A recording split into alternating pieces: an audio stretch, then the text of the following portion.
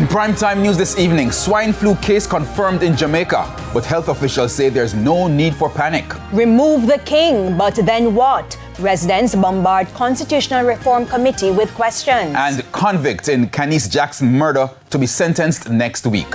Good evening and welcome to Primetime News. We're live on air and online at onespotmedia.com. I'm Herman Green. And I am Andrea Chisholm with a preview of what's to come in business news. Here's Javon Keys.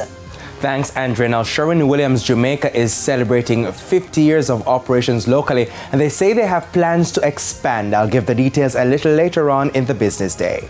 All right, and Spencer is also here with a preview of what's to come in sports. Spencer?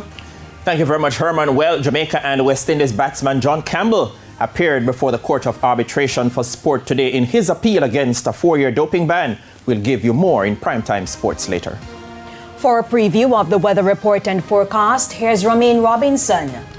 Thank you, Andrea. We do have dry conditions expected across the island over the next couple of days, but we're still holding Monday and Tuesday of next week for some shower and some possible thunderstorm activity, especially across western parishes.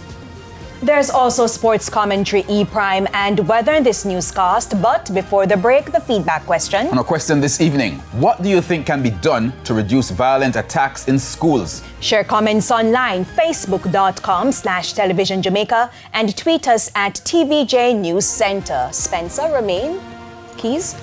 Please stay tuned. The Primetime package continues right after this break.